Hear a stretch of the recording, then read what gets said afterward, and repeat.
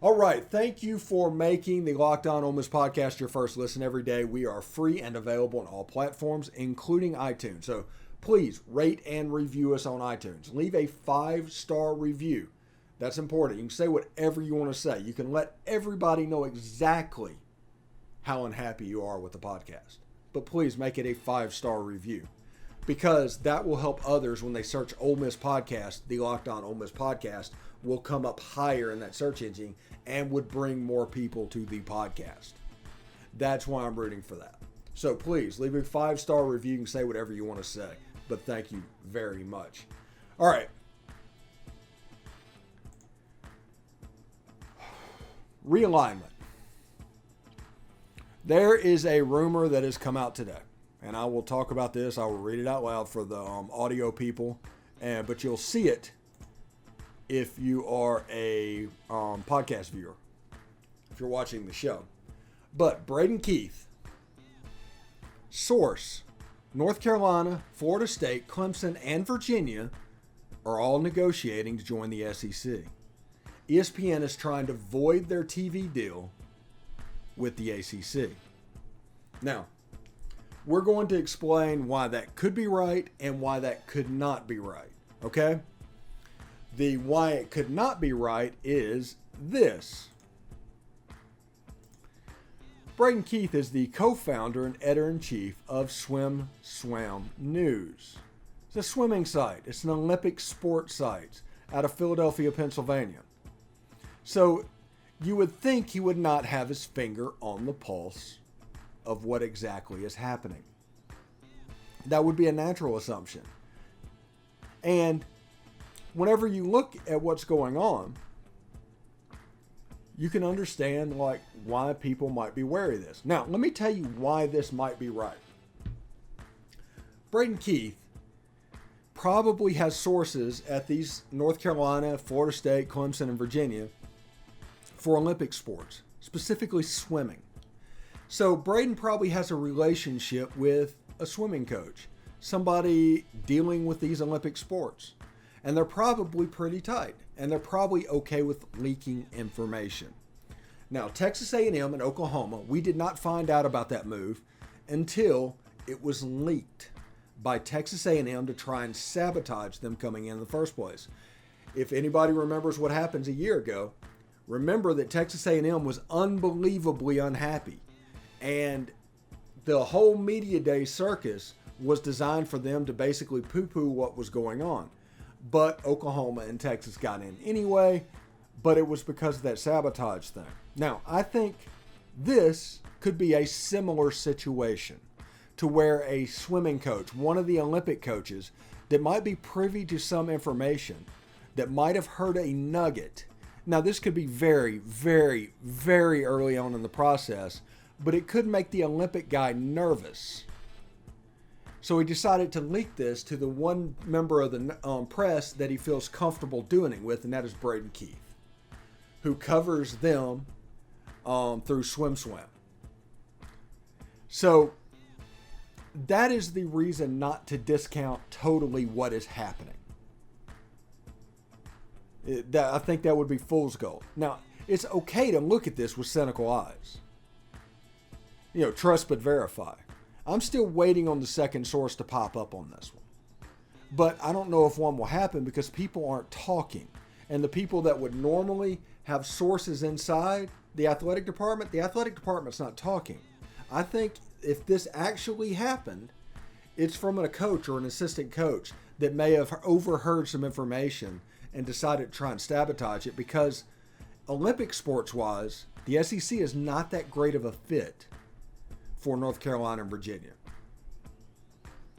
They fit much better in the Big Ten with the Olympic sports. Now, money-wise, culturally, where they fit geography-wise in the country, the SEC is where they would fit. Because I don't care who you are, North Carolina or Virginia, having to go to USC on a Tuesday night for volleyball games, midweek out there, that'd be a problem to go over 4 time zones. So the SEC cuts it down. You only have 1 time zone. You catch a flight, you come back, boom, it's ready to go. And they'll have the money to be able to do that. But it is interesting. I'm telling you not to discount this tweet. I'm also telling you not to completely trust this tweet. But I did want to put it in front of you just because this information did actually pop out today. And this story kind of popped today. And if this happens, these are the 4 teams that I predicted yesterday, right?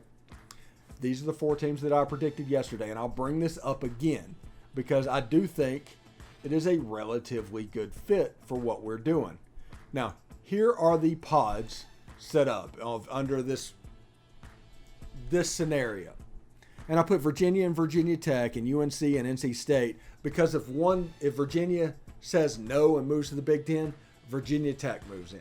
If North Carolina says no to the Big Ten, North Carolina State moves in. And you still can get the value with carriage fees because that is still a thing. It's not completely dead and not an impetus for what you're doing, but you still would probably rather North Carolina and Virginia have a seat at the table than anybody else. Then you can do your Clemson, you can do your Florida State with the national brands for your streaming and all of that stuff. But these are the 5-team pods that I've come up with for a 20-team league. Like I said, there's going to be issues with it, and we're going to have to make some changes, but these are the ones that I came up with. I wanted balance and competitive balance. So basically, you'd play everybody in your pod. So take Ole Miss, for instance.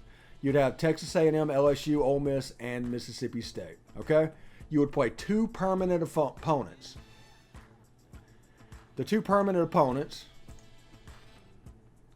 would be Vanderbilt and, let's say, UVA, okay? Those would be the 2 permanent opponents out of division. And you would play 1 team in the other pods, each pod, every year. That's kind of what the schedule would look like under this expansion. It works. It's an 8-team 9-team conference schedule we added the second permanent opponent, so you don't have to put everybody in the same pod. But it would work. You would play everybody in about 4 or 5 years. I think it would legit work. And I think the 1 team for different pods, if you finish 5th in your pod, you should play the 5th place team in each of the other pods. If you finish 4th in your pod, you should play the 4th place teams in your other pods. And you can set it up almost like an NFL thing, and you would have a little bit of parity inside the league. We're going to an NFL light. I mean, that's quite obvious at this point. This is a way that could work, and you could have even more parity, even with all this NIL, this blue-collar stuff, and the transfer portals going on. It would be interesting, to say the least. It would be absolutely interesting. So there is that. Coming up after this break, we are going to have Tom Vanderford. He's going to give his opinion on realignment. And later on this weekend, we're going to have an extra with Derek Vandergriff talking about baseball transfers. Keep an eye out for that tonight, or tomorrow night. No, last night, I should say. Kara McCutcheon popped on there the night before. Luke Altmaier was nice enough to give us a little bit of his time, so you can tune in for that as well if you haven't seen those videos. But right now, let's tell you a little bit about LinkedIn. As the sun comes out and small businesses are back in business, LinkedIn Jobs makes it easier to grow your teams. LinkedIn Jobs helps you find the people you want to interview faster and for free. Create a free job post in minutes on LinkedIn Jobs to reach your network and beyond to the world's largest professional network of over 810 million people. It's like 10% of the world right there. Then add your job and add the purple hashtag hiring frame to your LinkedIn profile to spread the word that you are hiring so that the network can help you find the right people to hire. Simple tools like screening questions make it easy to focus on candidates with just the right skills and the experience so you can quickly prioritize who you'd like to interview and hire. It's why small businesses rate LinkedIn Jobs #1 in delivering quality hires versus leading competitors. So this is what I want you to do. LinkedIn Jobs helps you find the candidates you want to talk to faster. Did you know that every week 40 million job seekers visit LinkedIn? Post your job for free at linkedin.com/lockedoncollege. That's linkedin.com/lockedoncollege to post your job for free. Terms and conditions apply.